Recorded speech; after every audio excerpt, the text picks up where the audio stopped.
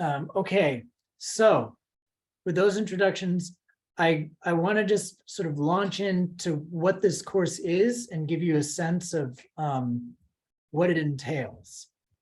And from there, people can be asking questions in the chat. That's totally fine. If Rebecca or Brenda or Madi or Jess want to, if you wouldn't mind monitoring the chat while I share my screen and don't, that would be great. And just feel free to interrupt me with any questions folks have, just put them in the chat. Okay, so the Bilingual Ed certificate consists of 3 classes: Foundations of Bilingual Ed, Bilingualism, and Bilingual Literacy. This is the second class, Bilingualism. This is shorthand. Bilingualism, second language, and literacy development. This is a class on bilingual theory and research, basically. The next class, Bilingual Literacy, is applying that theory and research to classroom practice, to inquiring into your own classroom practice. The first class, Foundations, is just about what's the history of bilingual education in the US. So this second class is sort of a heavier lift in terms of the content. It has the most content of all 3 of the classes. And what I want to do, for those of you who took the Foundations class in the fall, this will look very familiar to you because it's the same format of class. To those of you who are joining for the first time, I want you to see the class, and I just want to take you through it and how it works. So with that, I'm going to share my screen.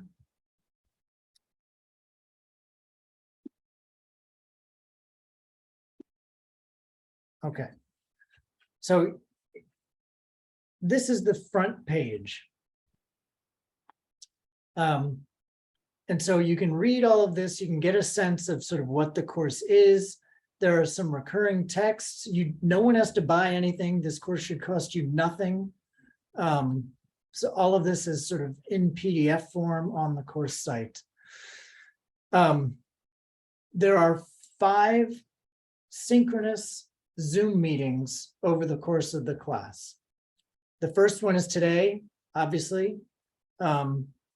On your course shell here, after each meeting, they'll be recorded and posted here so you can refer back to it if you have any interest in doing that. The dates for those meetings are right here. So there's 4 of them, and they're aligned to the 8 modules that are in the class.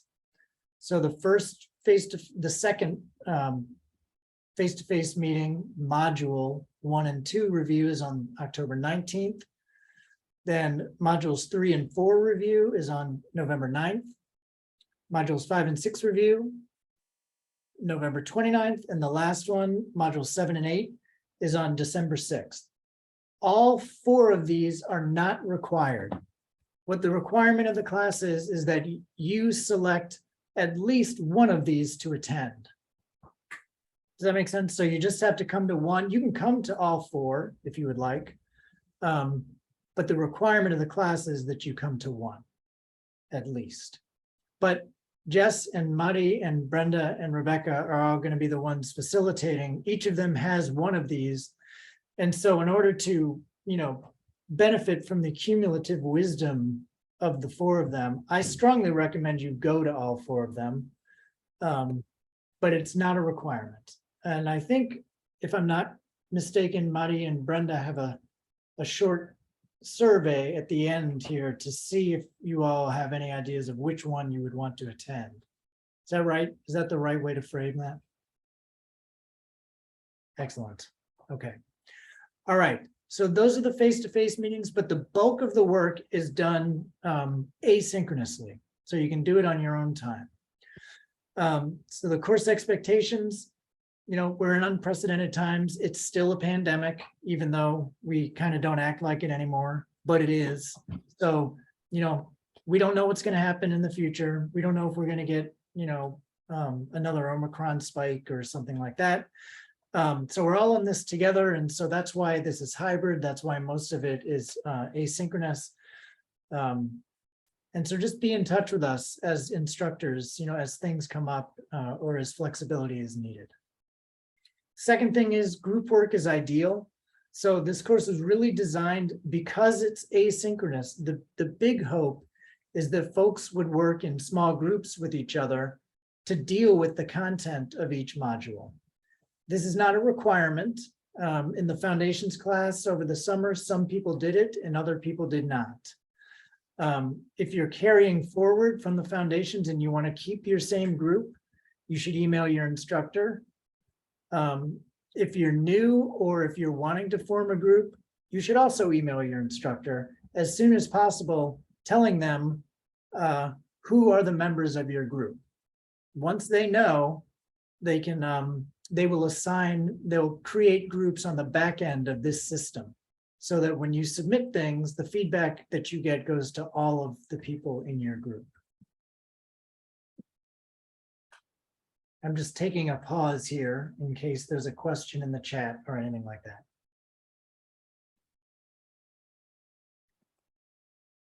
Okay. Let's see, face-to-face meetings are monthly on Zoom. Again, this one is sort of required as required as they are, and then one of the 4 is required for course completion. But also required for course completion is completing all the module activities. So as I show you the modules, you'll see every module has a topic and 3 sections: a brief overview, the readings and the resources for that module, and then an application activity for the module. So the requirement is that you do the application activity for each module. If you do all of those, you'll get feedback from the instructors, and then having finished all of them and attended one of those face-to-face meetings at least, then you get course completion. You get a certificate of completion. For this class, you get 45 PDPs. But I need to say this, and this is one of the reasons why I want everybody here. These courses do not count for graduate credit at Boston College. The university won't let me at this point. I keep trying, they keep saying no, and I'm working on it. But at this point, it's very important to say that in some places you can, your districts allow for academic lane credit. This is a good thing. Other districts don't allow that. All participants get PDPs. All participants upon completion are also complying with the subject matter knowledge requirements for bilingual education endorsement with the state. So the 2 things that you're guaranteed of are PDPs and meeting subject matter knowledge requirement with the state.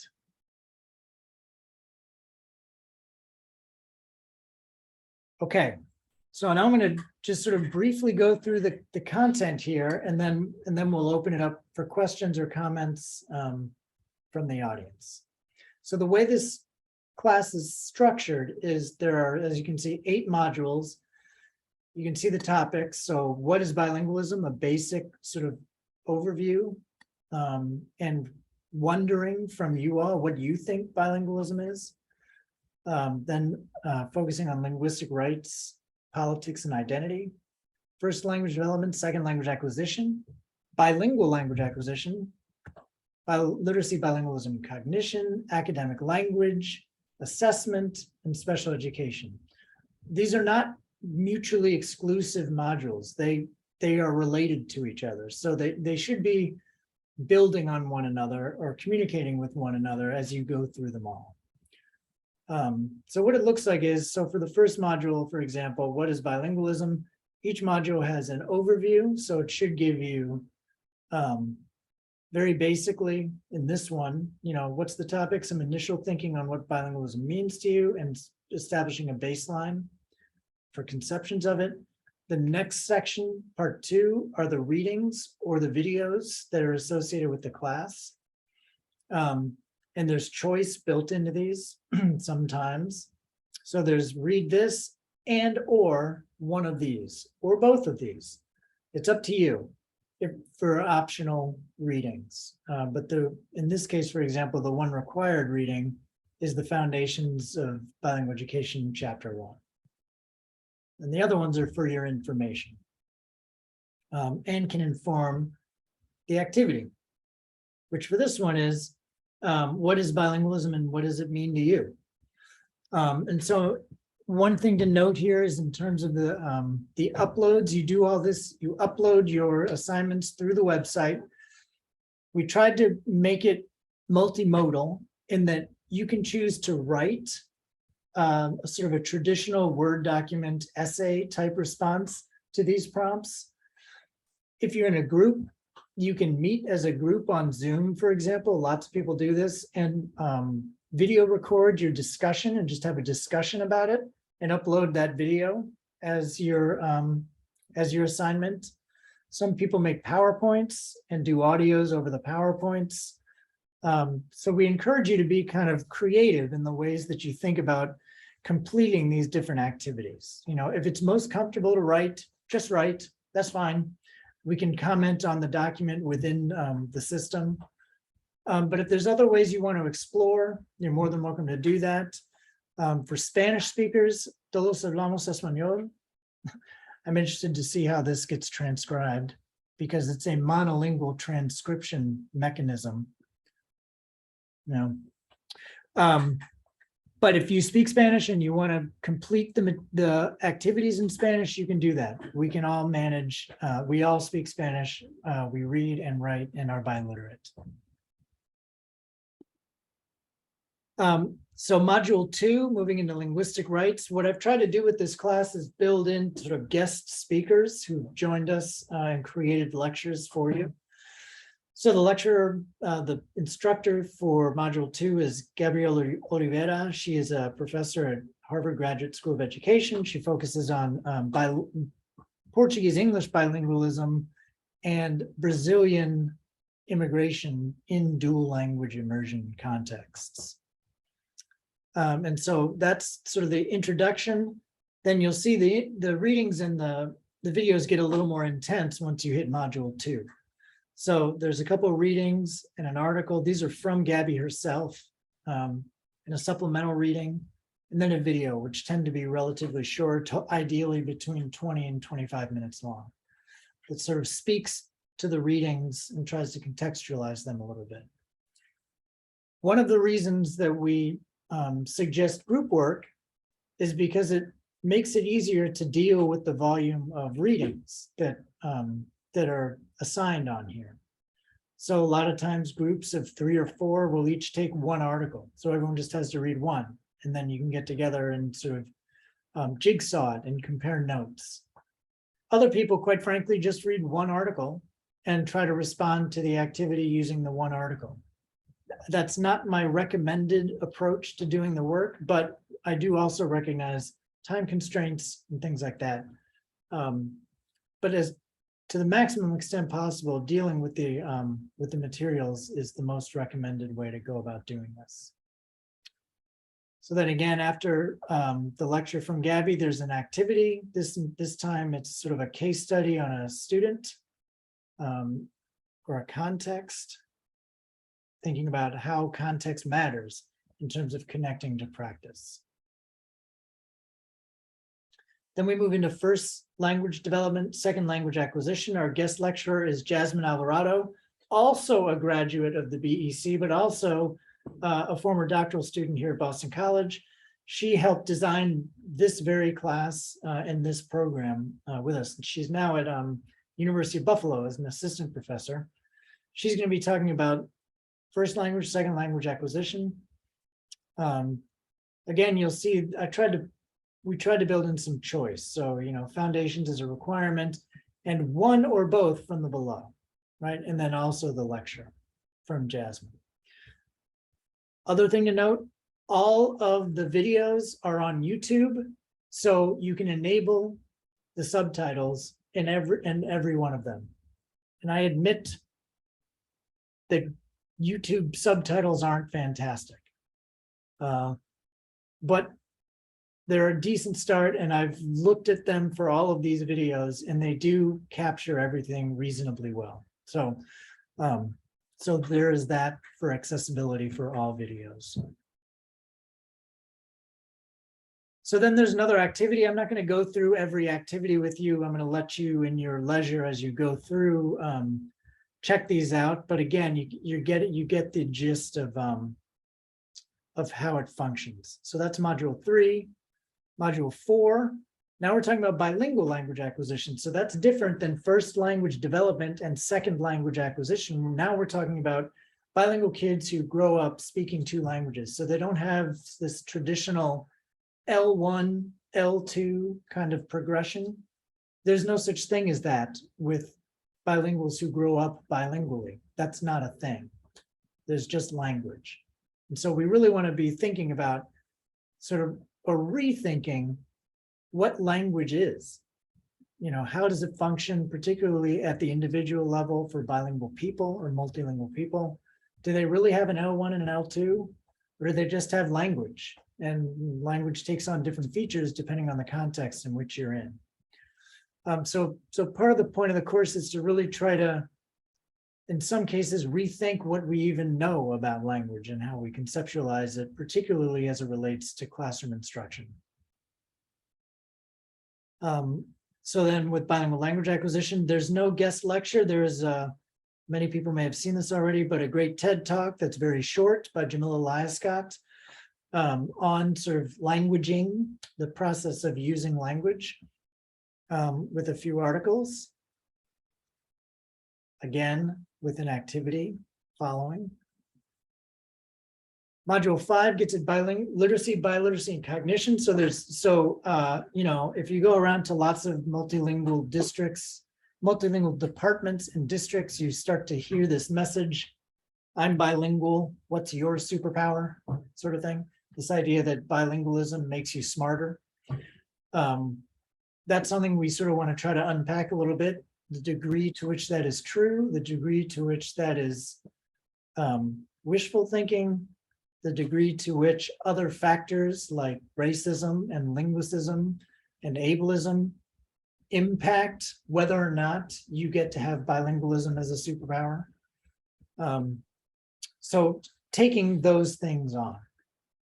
And for this one, I did the lecture. So, you know, that'll be a low point for you compared to some of the other ones. But we're going to try to, again, get into that idea, sort of this notion of cognition, and particularly focusing on metalinguistic awareness and bilingualism. So metalinguistic awareness being, you know, can you think about, reflect on, manipulate language in a sort of metacognitive kind of a way. And we'll look at some assessments that get at that. And that'll be part of that module's activity. So then module 6, we move into the thorny subject of academic language and what that is and what that means. The thing about academic language is when you ask people to define it, they usually can't. But if you ask them to point it out, they say, well, that is academic language, but that's not. But there's no sort of definition of what it is. So we want to try and sort of get into what academic language might be and how it might be different in different kinds of contexts. And to that end, we'll have Dr. Maria Brisk as the guest lecturer. And she's going to make us think exactly about that, sort of who's acquiring this thing called academic language, when and how are they acquiring it, and under what context, and what counts as language that is academic. And the idea would be to put it into this kind of developmental and contextual view of language development. So some kids might develop this thing called academic language at home, which maps very nicely to the language of school, but other kids might speak very different languages at home than are expected at school. Or in their neighborhood. And so what does that mean for language development and schooling success? Dr. Brisk unpacks this rather cogently, and she's been doing this for a long time. So then we'll move into the even thornier subject, I think, and related topic of assessment, measurement, and bilingualism, and how sort of historically bilingualism has been pretty much completely ignored from an assessment perspective, and most definitely from a state MCAS assessment perspective, it is actively discouraged.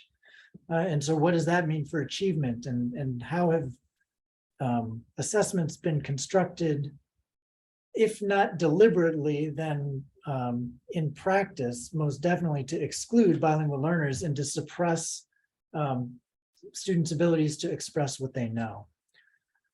It's an important thing to think about. It can be a frustrating thing to think about, but basically this will focus on 3 frameworks of bilingualism and where we see assessments fitting into those frameworks.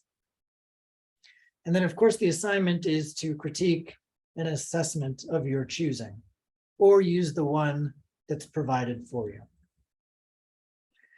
And finally, Module 8 is about special education and bilingualism. Again, it's flowing from this idea of academic language to assessment to identification of children who may or may not need specialized instruction through an IEP. Annie Holmza is our guest interviewer, and I'll tell you what I mean by that in a minute. But one of the big topics here is this notion of least restrictive environment, which doesn't get talked about a lot, but I think is super interesting because really what we're supposed to be doing is providing what's called the least restrictive environment for kids with special needs. And that often gets interpreted as inclusion. Just put kids into mainstream classrooms. That's the least restrictive environment. But really, that's not always the case. Sometimes inclusion is a super restrictive environment for kids with certain needs. So sort of thinking about the least restrictive environment as sort of a philosophical topic that gets realized in schools and classrooms all the time. So we'll watch some short video from Alba Ortiz, who has always been studying the intersections between special ed and bilingualism, a short lecture on bilingual and special ed, and then an interview between Annie Holmza and Walton Stanforth, just about different terminology that shows up in the special ed literature and in classrooms, and how that relates to bilingual students, and particularly around identification and evaluation. And then the option for this, you have 2 options, and you can do one of 2 activities. One's based on the lecture, and the other is a case study on experiences you may have had with children, bilingual children in need or not in need of special education in your classrooms. Okay, that's the class. So I'm going to stop there because that was a lot. And just want to see if anyone has any questions or comments, concerns, logistical issues, anything.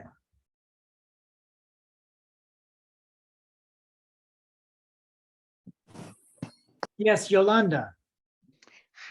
Good afternoon, everybody. How do I get the information that I missed? Because this is my first time being in the class. I missed the one during summertime.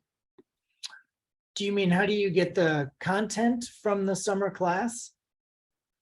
Excellent question.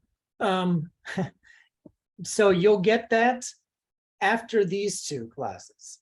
So the foundations class ideally comes before this one, but you don't need it to do this class. So that's really the only way we were able to figure that out. Just issues with contracts and things like that with BPS were too slow to get everyone enrolled over the summer.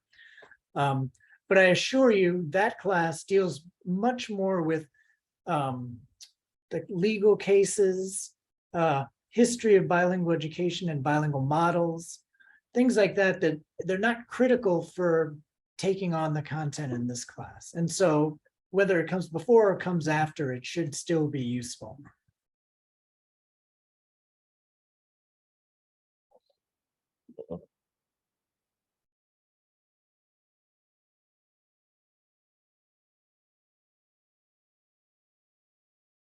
I'm looking to see if anyone has a hand up or. Hello, I have my hand up. My question is, thank you for saying that there is, doesn't seem to be a disadvantage taking this second module and not having taken the first one. My question is, these other modules, are they also available at no cost for teachers, or are they at cost? Oh, no. it is, no one's gonna pay any money for this. If I have my way. So no, the district has entered into an agreement with Boston College where they are paying for teachers to do the coursework. Thank you.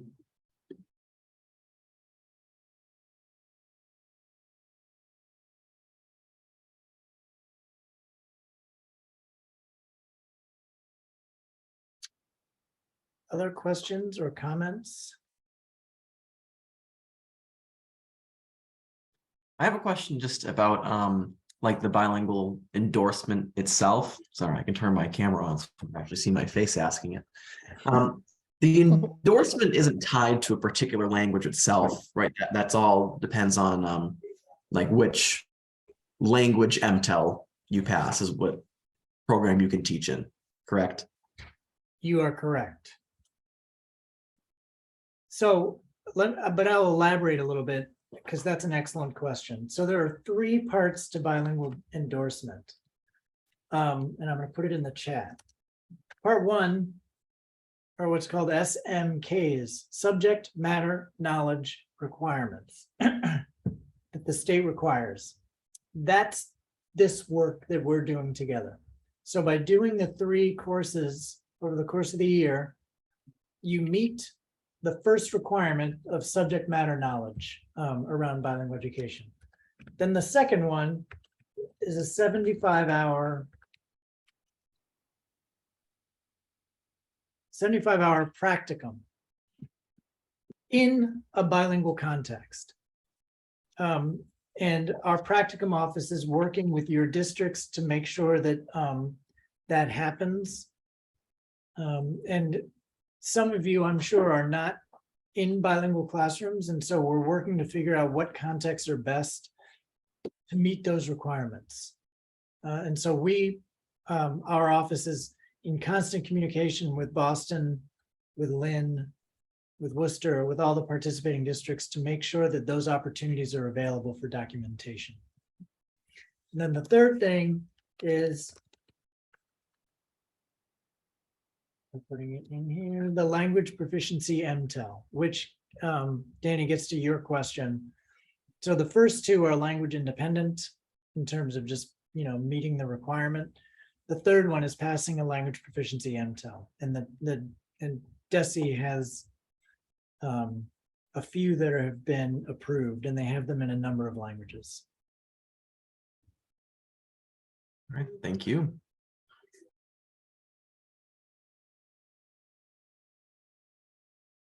Mr. Proctor? Yes, Yes, I have a question, please.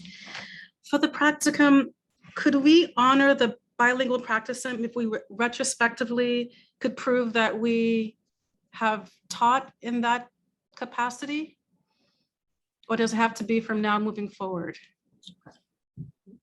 I like that question. So if I got to choose, I would say yes, that it's retroactive. But there is an observational component to it. It's not a strong observational component, but that's part of the interface with our practicum office, is figuring out these sort of remote ways to document practice and observe practice. So I think the answer would be no to that from the practicum office perspective and from the state perspective. I think they would say, no, it's got to be sort of contemporary. It's got to be contemporary. Mhm. Where do you teach now? So I taught SLIFE/ESL for 7 years, 5 consecutive and 2 years prior to that. Presently, I am teaching ESL, just not SLIFE. And I'm servicing students who speak several languages, not just one language. So that's what I was wondering. Yeah, so what we are trying to do is be flexible in thinking about what contexts count as bilingual contexts. They need to be places where you can practice the sort of approaches that are espoused through the class. And my guess is that you do. Like, we have no illusions that we're telling people new things. Really, it's trying to figure out what are folks doing that align, right? So the one place where it definitely can't count is in an SEI classroom, because SEI is designed to suppress bilingualism. And that was the point. And I apologize if there's any SEI teachers in here. I teach the SEI class here at BC. So, but it's just true. I mean, it was designed to not use other languages. So an SEI context by design can't comply with the bilingual approach, but some other contexts can, I think. And so that would be the place where you would work with your district contact and our practicum office to figure out if your current placement works, if where you're teaching now could work for applying the methods, that are in the course. Maria Johnson has her hand up. Hi. So my question, based on what you're saying for the 3 requirements, I know you said a language proficiency, specifically the MTEL, but what if you've taken the ACT full and passed? Does that fulfill that requirement or not? I do not know the answer to that question. Instructors, district people? do It you does. know? It doesn't unless something has changed in the last 6 months. So have to pass the MTEL. Because there is a component that talks about the culture of the community, and it goes a little bit beyond just language proficiency, the MTEL. Thank you. What does that 75-hour practicum look like for administrators? That's an excellent question, and the state has not yet answered that for us. So the state has not yet, unless I'm wrong, Jess and Rebecca are both they're shrugging, but they're former district folks. Well, they are, or current district folks, and know this stuff. And I think the state has offered us no guidance thus far. Yeah, it just doesn't know. They have changed the term from practicum to field experience.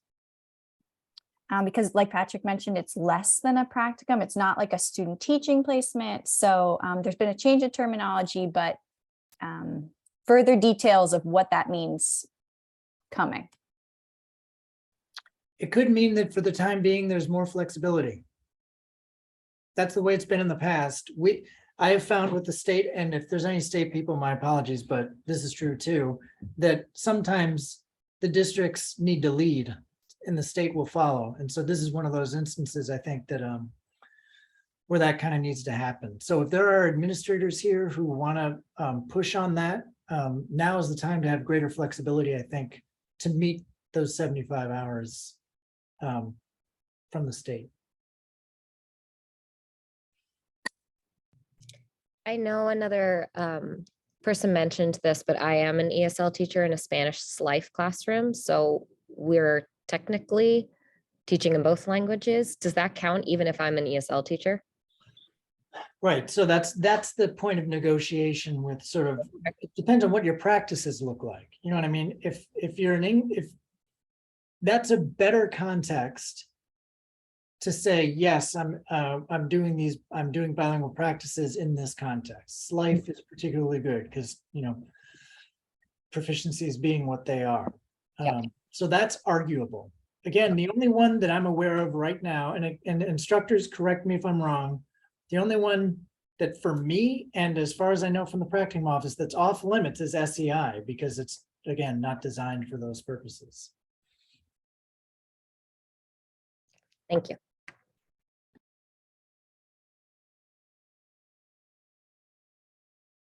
I have another question regarding a designation of groups that will be made. I understand that some people who participated in the last cohort will want to stay within their groupings, but for those of us who are new to this cohort, how will that be facilitated? Thank you. Do any of the esteemed instructors want to weigh in on that?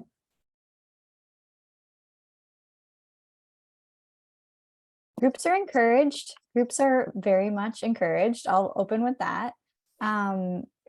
Each of us has a different cohort of people. And so who's doing Boston?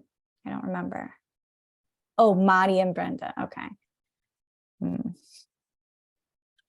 So it's not the easiest process to put folks together who don't know each other. And we have done this in the past, and has worked sometimes and flamed out in other times. Because people have a hard time figuring out times to meet, because if you do it as a group, you need to meet at least, once around every 2 modules or something like that to sort of figure out who's doing what and how are you going to get the work done. So that part's a learning experience for us. So we can work as a team to think about that because we have rosters for the different sections. And so we can take that up at our next meeting and get back to folks and try to recommend some ways to go forward before things get going too far into October.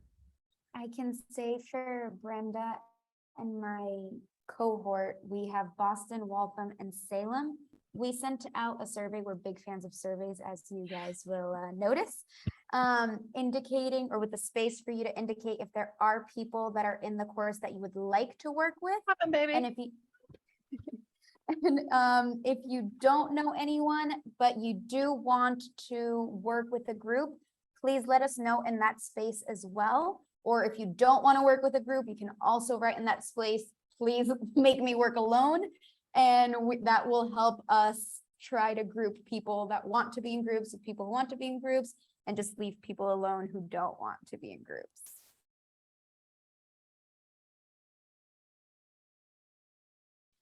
So, George Maria, I'm sorry, or Jasmine, I'm sorry, that's not the best response, but this is something that we want to get better at. And I think this survey is a good first step, and so we'll try and work with the different cohorts to make that happen. Yes, thank you. It's actually George Marie. Yes, I did respond to the survey. Thank you. Thank you.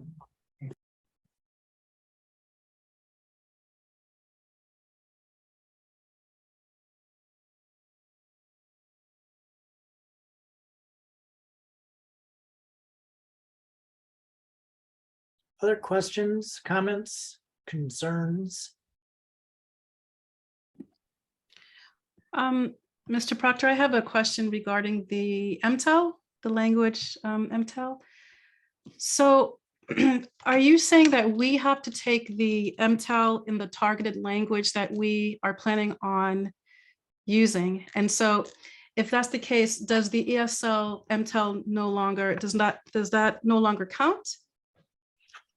Yeah, so yes, to the first question, you have to pass the language proficiency test in the target language, the language of target instruction. So Spanish, Vietnamese, Haitian Creole, the ones that, where bilingual programs are offered, that's the one that counts. ESL is separate. So it's considered a separate license altogether, and doesn't require doesn't have a language requirement in the same sense, I don't think. So yeah, so no, it would not count. And I am aware of the district, Boston Public Schools, moving towards bilingual education. I know years ago that was kind of a focus, and then they kind of veered away from that, and now it seems like they're coming back. So my question is this just for,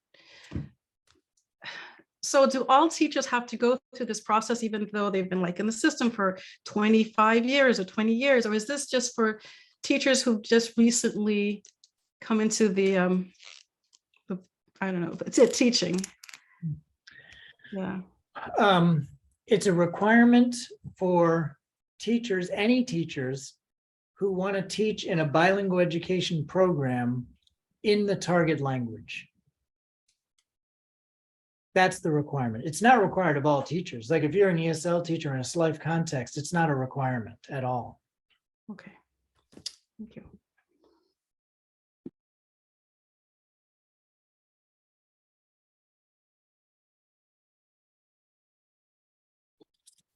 Patrick, can I add something to respond to Maria's question before that she had? So I just went and double checked on this to make sure I wasn't wrong, and I was wrong. But that's okay. I'm willing to admit when I'm wrong. So yes, the OPI, if you have a passing score, it's not in all of the languages, but that you can use it for that. But you can use the the oral proficiency interviews at actual OPI instead of the MTEL to demonstrate language proficiency. Okay, so if you've done that and received a passing score, let's say in like the Spanish, then you're not needing to take the MTEL.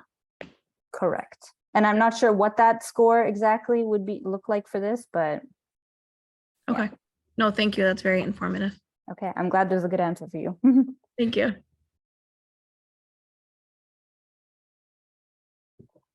Can I just add something as well?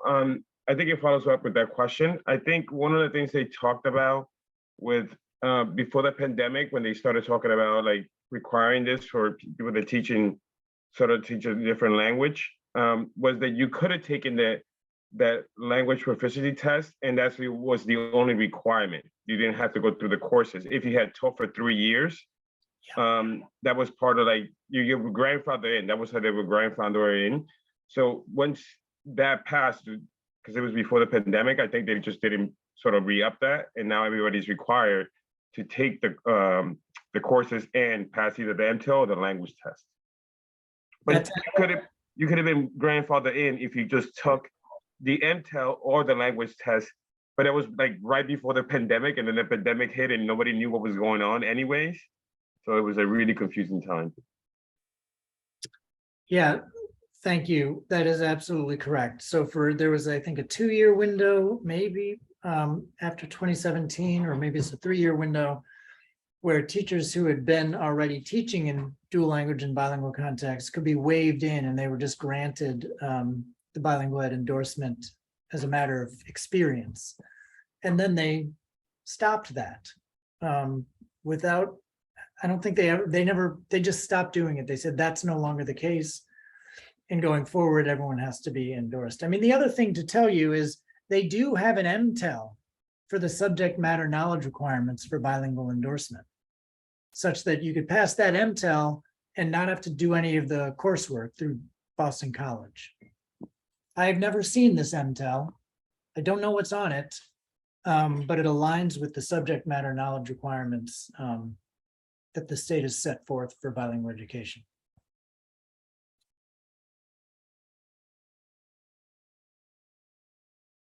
But again, it's just a test. So, it's testing as everyone I'm sure here knows that a test doesn't say what kind of teacher you are, at all. Some of the best teachers I know don't pass that MTEL, you know what I mean? It's got nothing to do with their abilities as educators. It has everything to do with that test as a gatekeeper that functions for some and keeps others out. So it's kind of tricky, right? Because there are testing requirements for this bilingual endorsement. There's no question about it. And some of them I can't get rid of, but these courseworks do sidestep at least one MTEL. Ms. Calamita. Hi, just a comment about what you're talking about right now. My supervisor in Lynn at my school gave me some information about both the MTEL and this course, and apparently depending on your district might determine what the requirements are. She told me that I had to have this course, the MTEL, and the practicum hours. So just make sure before you drop or add something that whatever your goal is, that you have all the pieces. I don't know if that's true or not, but I would highly recommend checking with your district.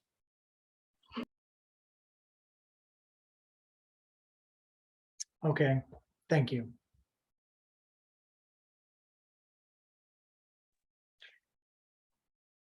And that's part of the point of these courses, is to think about how language functions in terms of power and oppression, and who language is for and who doesn't get language, and what counts as being bilingual and when is bilingual celebrated.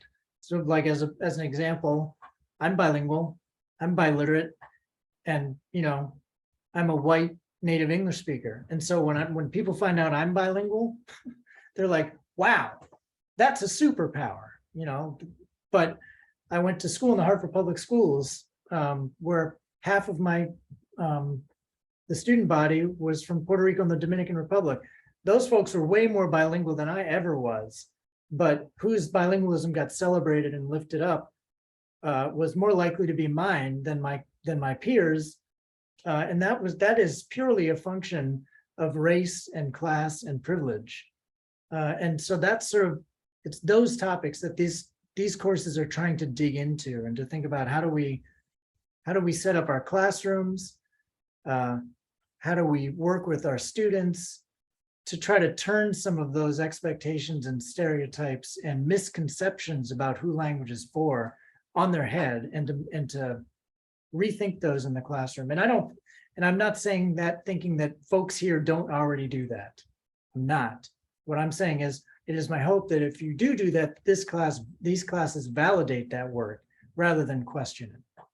And if you don't do that, that these classes help think towards disrupting some sort of rigid language ideologies that some folks have. Everyone does. Everyone has language ideologies. So no one here doesn't, and no one here is objective about language. And so the point of these classes is to think about that and interrogate that. Yeah, and what Kara Zubricki here is saying, right.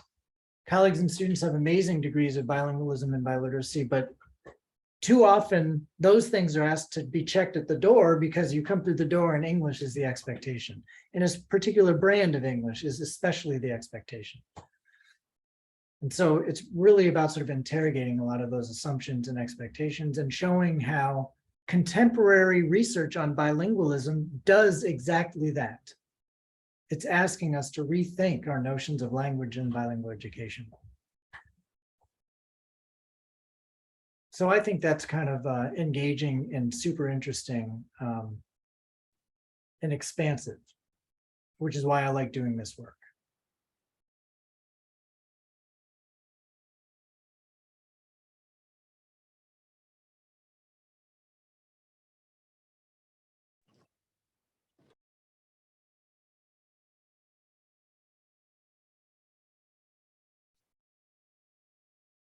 Any other comments or questions?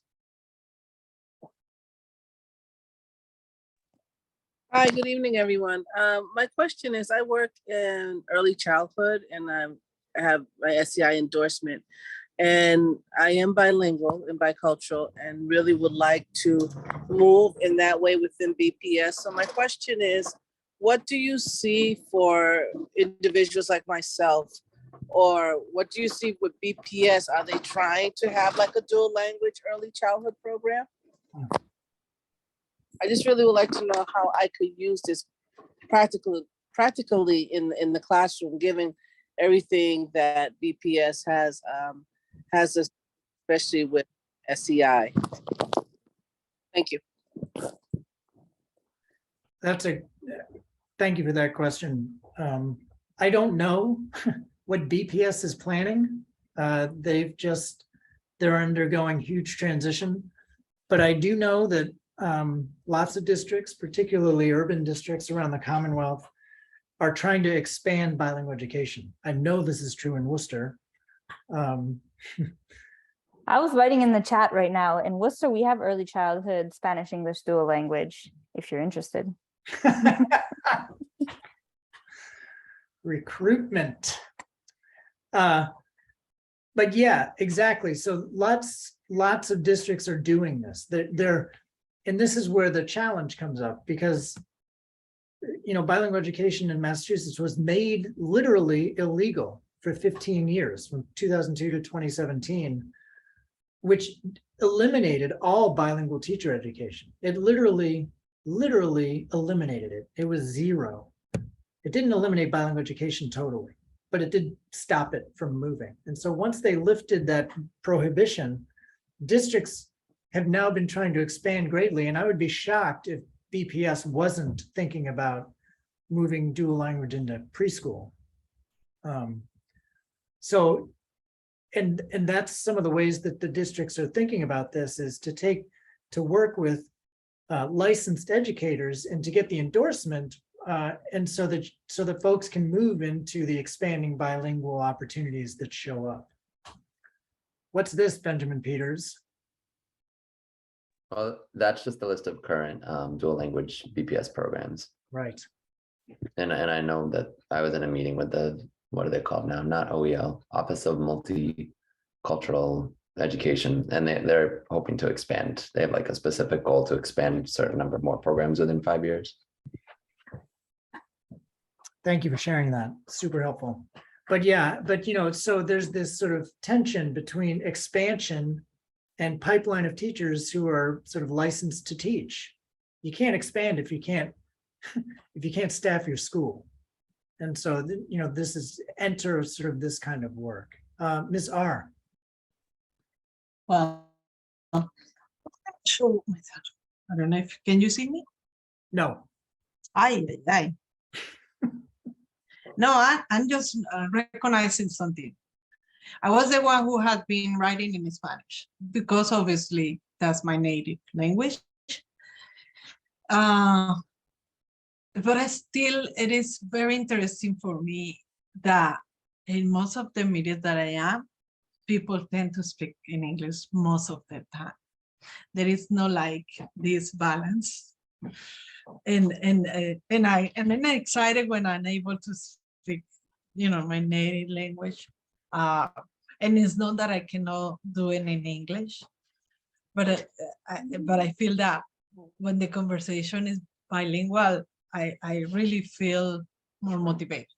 That's what I want to say. Yeah, thank you very much. So that it's exactly that sort of mentality when we developed this program, that we wanted it to be as sort of linguistically flexible as possible, recognizing that we don't have the linguistic resources of all of you who are in the room. But people can respond to all of the work in this class, at the very least in Spanish. And if you speak other languages, we can think about other ways to integrate sort of some linguistic flexibility into the work that you do.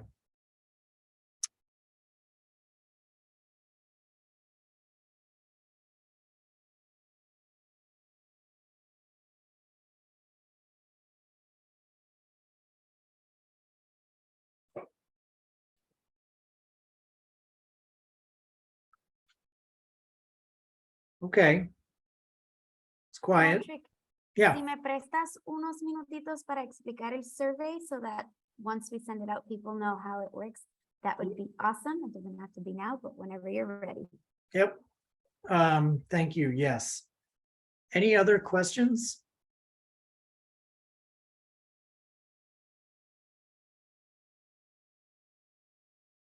All right.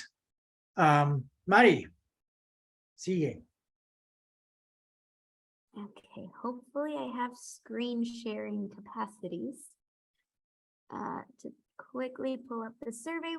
The 4 course instructors, we created this very, very brief survey.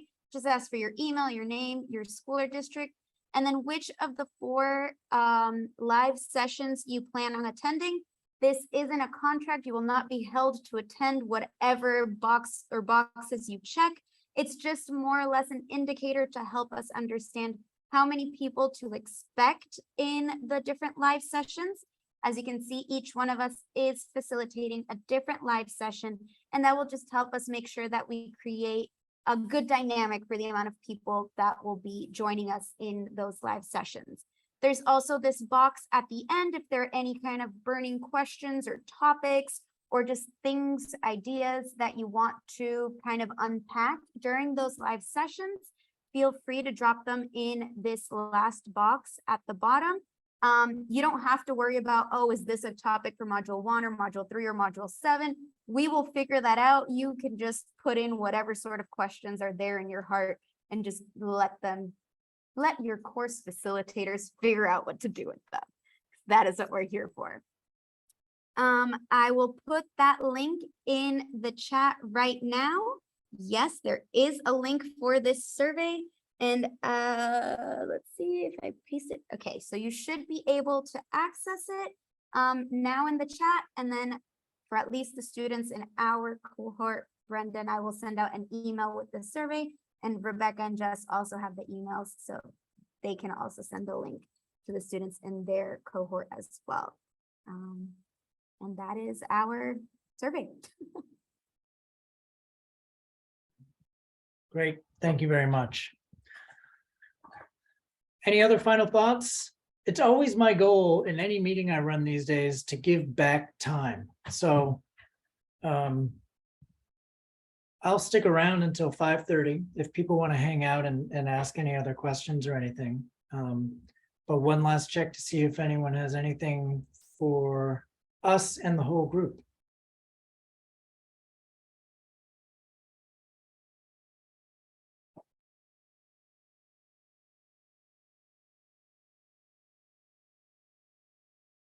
Okay. All right, everybody. You are hereby gifted with 20 minutes. Use them however you want. But thank you for coming. It's great to see so many folks showing up. I'm looking forward to hearing about what you're doing and learning from all of you. So thank you so much for everything. And again, I'll stick around, but you're free to go. And the course is open. So whenever you're ready to start, go for it. I have a question. Yeah. Right now I'm an IA in Worcester Public Schools, but I am going to cover an ESL or there's a teacher that's going to be on maternity leave for 12 weeks. So I'm going to cover her 5 classes, ESL classes. I know you answered these questions already, but in that situation where like this school year, that might be the time I have to be observed, would that count? Or it doesn't count because it's, I think SEI, or I actually don't know what it's categorized as. If it's categorized as SEI, it would not count. Okay. Well, I know Worcester does a lot of work, and Jess, you can elaborate on this, but to try to make other opportunities available that will count, that are paid as well. Yes. I don't know. Good. Yeah. So we should get in touch further, but just to give you an idea, we've had opportunities with the summer school and the vacation programs. We have in February and April vacation programs for at least the elementary bilingual programs, but in the summers also for secondary. And there's also some other opportunities we could be able to facilitate with our department. I'm going to talk to Erin Goldstein, and then do you want me to reach out to you? See Sure. what? Okay. Thank Sounds you. good. Your last name is Kaune? Yeah. Right. Okay. Thank you.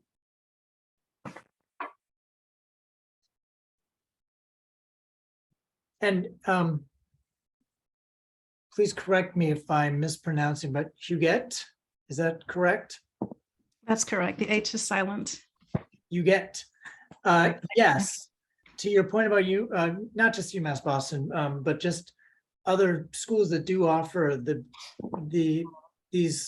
this program. My understanding is they typically haven't designed them for teachers. They've designed them to let teachers join graduate coursework. Yes. This is designed for teachers, but it is graduate level coursework, but its packaging is meant to be more accessible for folks who work. Yes. Thank you. Thank So you for doing this. I appreciate the comment because, yeah, it's helpful. And if I have my way, BC will drop the cost per credit, and we can start offering graduate credits for this class. I'm working on them, but for now, yeah, that's the trade-off. That is the trade-off.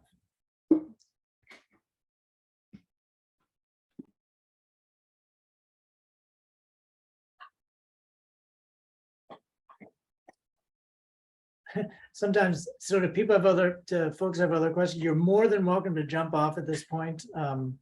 Sometimes I do this and some of the folks who are sort of off camera are just like elsewhere. and haven't realized that the meeting's over yet. Yeah, So this is the very first time I am doing this. I'm very new, but just want to advocate for myself. If anybody wants to work with me, any group or anybody, please, you know, I put my email in the chat, and if somebody wants to work with me, please contact me what as district? a group. Alejandrina, what district are you in? Lynn Public Schools.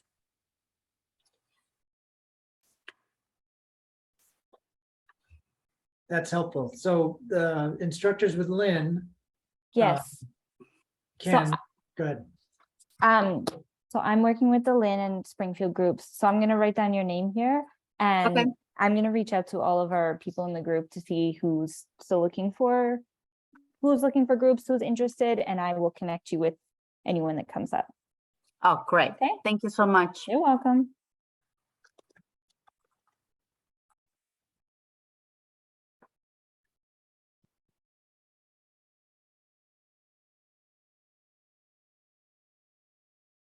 Anything else from anybody?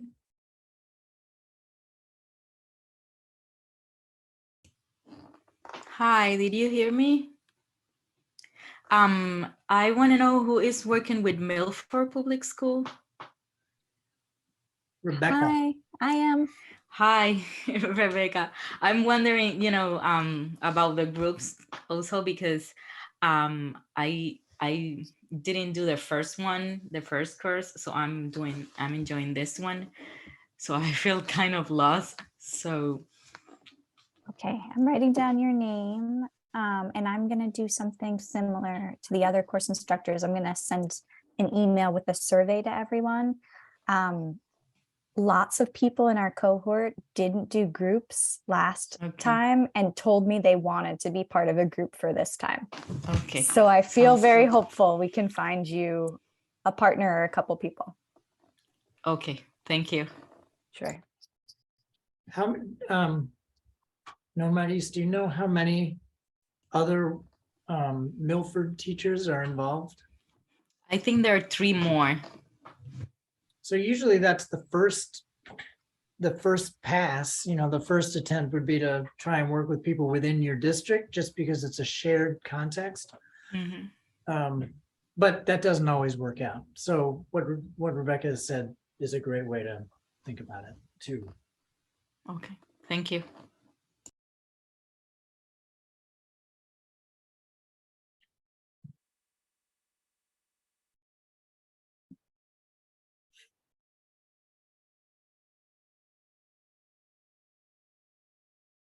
All right. Anything else? Otherwise, I'm going to shut it down. I have to stay to the very end because after course 1, I exited when you said it was over. I remember that. Yeah. I And haven't there's forgotten a that. mark in my file. Yeah, there's one. Let me just see. Yep, just one. That one. That's the mark. Let's keep it at 1. Yes. Hola Patrick, soy Alene. Tengo un par de preguntas. ¿Está bien si hablo en español? Sí, está bien, pero the interpreters won't be able to interpret. But I will translate and respond en español. Está bien, está bien. Perfecto. A mí me siento más cómoda hablar en mi lengua nativa. Claro. Yo hice la primera parte de este programa y pues por razones ajenas a mi voluntad, pues tuve que no pude continuar. Entonces me estoy incorporando nuevamente al programa. Quiere decir que esta es la segunda parte del curso, ¿sí? Sí, so Eleni was asking if she didn't finish the first course, and she's joining now, and she's making sure that that's the case. Sí, es el segundo curso, sí. Ok, ya estoy clara. Entonces el siguiente es del Spring, que es el último, ¿sí? Que se finaliza. Ok. Y mi segunda pregunta es que estoy teniendo problemas con la con el acceso para entrar, porque yo ya tengo una cuenta, entonces estoy entrando como una persona existente y no sé qué está pasando. Y mandé un correo a las personas encargadas para que me ayudaran, entonces estoy esperando, pero realmente no tengo acceso ahora a todo el programa. Entonces, mi pregunta es si tengo que entrar como una persona existente o tengo que abrir una nueva cuenta.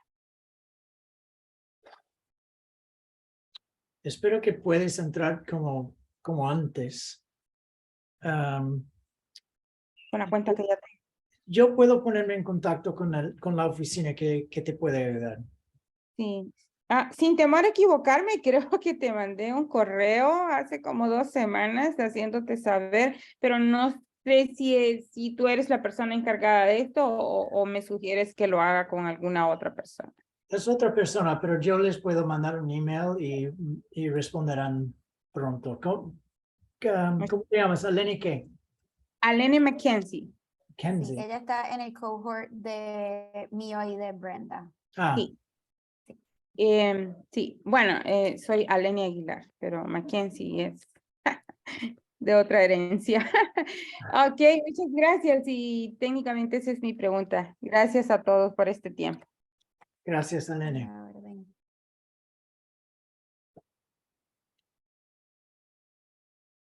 Okay.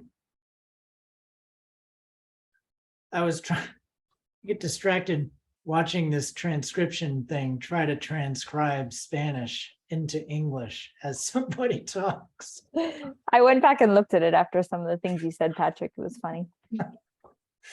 It's a meta-linguistic activity to analyze the transcriptions of, these sorts of things. Okay, so let's end it. Thanks, everybody. Ruan and Karen, thank you so much. I very much appreciate your presence. You betcha. Nice working with you all. You as well. Thank you so much. Okay. Onward.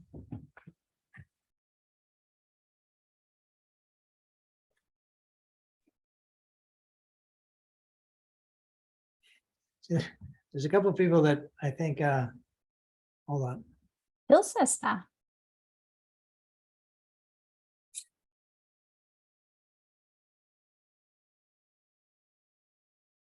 Se va. Se fue. Okay, I'm gonna end it. Hold on, let me stop recording real quick.